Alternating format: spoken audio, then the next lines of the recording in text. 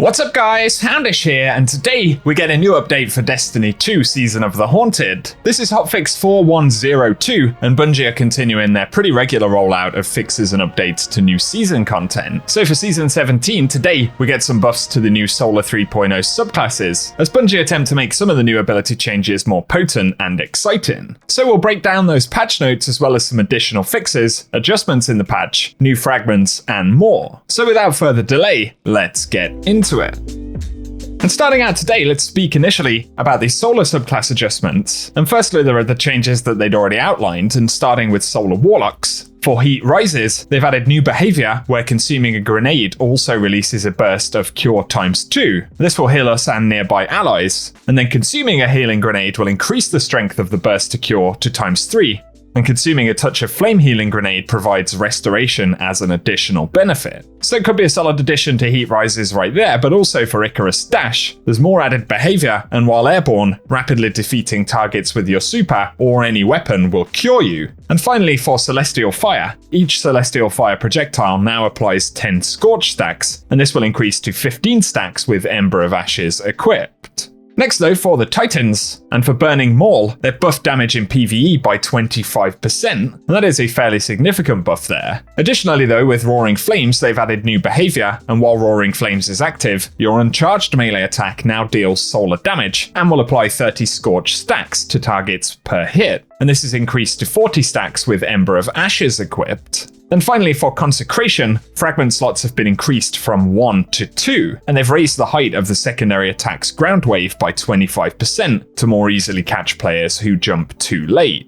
And in terms of Solar changes for specific classes, this update doesn't have anything in particular for Hunters. However, there are miscellaneous changes related to Solar stuff, and for Ember of Benevolence, they say they fixed an issue that caused this fragment to activate and refresh inconsistently. And it should now always activate from allies entering your Healing Rift or Well of Radiance, as well as healing allies with a Healing Grenade, Heat Rises Grenade, Edge of Intent Warlock Glaive, or the Phoenix Dive Landing Detonation, as well as hitting allies with Luminous Noble Rounds or Boots of the Assembler's Orbs. And so that's a positive. Of course, that one hasn't been working since the start of the season, so it should either be re-enabled now or will be re-enabled shortly. And finally, for ability things, they fixed an issue with Vortex, Void Wall, and Solar Grenades, causing them to deal less damage than intended against PvE targets. And so for a handful of grenades right there, we may actually notice a bit of a damage difference, which on top of the other changes that we're seeing is definitely a positive. I'm sure, however, that Bungie will continue to iterate on Solar stuff, and they did state that if we do see any more changes, they're likely to be much later on this season, before Arc 3.0 launches in Season 18. So give us your thoughts on those down below, but for other changes in the update today, there are some general fixes, and they say they fixed a problem where certain rare armor was able to be dismantled for legendary shards, and so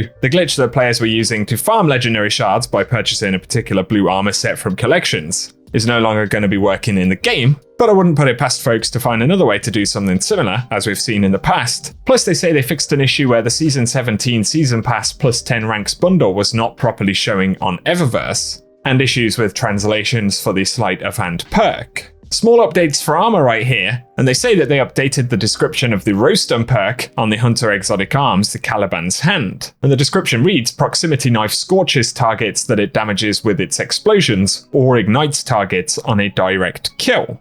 They also fixed the issue where the Artifice armor lost the special mod socket, so that's the extra mod socket on the Master armor for the Grasp of Avarice. That should now be fixed. Then there are a few small fixes for weapons, and they fixed a problem where some weapons wouldn't get deep sight progression, another problem where the enhanced version of the bait and switch perk wasn't working correctly, and they fixed a problem where adaptive munitions wasn't working on glaives, plus one where the exotic sidearm trespasser wasn't available in collections, another where the season pass auto rifle Firefright wasn't available in collections, plus a problem where the conscripted ornament for Traveler's Chosen could no longer be equipped. Final fixes here are for raids and dungeons though, and Bungie say we have fixed an issue where pinnacle gear was dropping more than once per week in the master version of the Duality dungeon, and encounters from either legend or master, whichever is completed first, will reward pinnacles once per week per class. That was the issue where some folks were managing to get Pinnacle drops repeatedly in Master, and as Bungie point out, Pinnacle rewards were unrestricted in that mode before this change. And then they fixed a problem that blocked progress in the Grasp of Avarice final boss encounter, and Captain Avarok might still show some shaky animations during the fight. But there should no longer be issues with encounter progression. And then they fixed a problem that could cause an activity crash during the Caretaker encounter in the Vow of Disciple. And they removed powerful rewards from the Deepstone Crypt when it's not a weekly featured raid. And so a handful of fixes and changes right there, guys. As always, give us any of your thoughts down in the comments section. Now though, moving away from the specific patch notes, of course, it's worth me noting that we unlocked new solar fragments over the course of the weekend, and these can be picked up at Ikora. And again, there is Ember of Empyrean, where solar final blows will extend your solar buffs. Ember of Char, where ignitions will spread Scorch, as well as Ember of Ashes, and you apply more Scorch stacks. Then finally, Ember of Wonder, where rapid final blows with ignitions will create Orbs of Power. And so just in case you haven't checked those out yet, you can go ahead and pick them up at Ikora in the tower.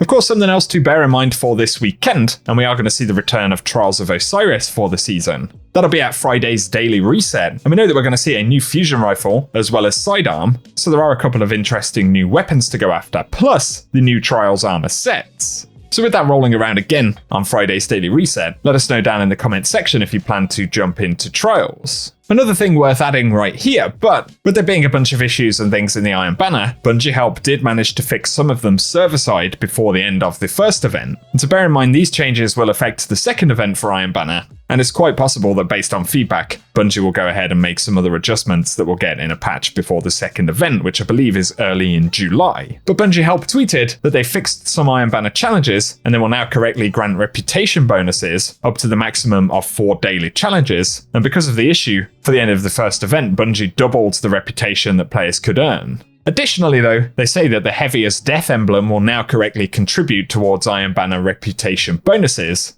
plus step 5 of the Forging Iron quest will now progress correctly, even with Iron Banner ornaments equipped. And finally, Deep Sight weapons will now correctly progress in all activities. And so, those are some of the small changes running off from the first event. I'm definitely curious to see what Bungie can and will adjust for the second event. But with that concluded, be sure to give us any thoughts overall down in the comments section. And for today, guys, that is what we have to round up in this patch video. So, as always, I hope it's been useful, and if it has, a rating down below really does help us out. Plus, be sure to get subscribed and turn on notifications if you don't want to miss out on any other Destiny content. For now though, thanks as always for tuning in, and I hope you guys have an awesome day.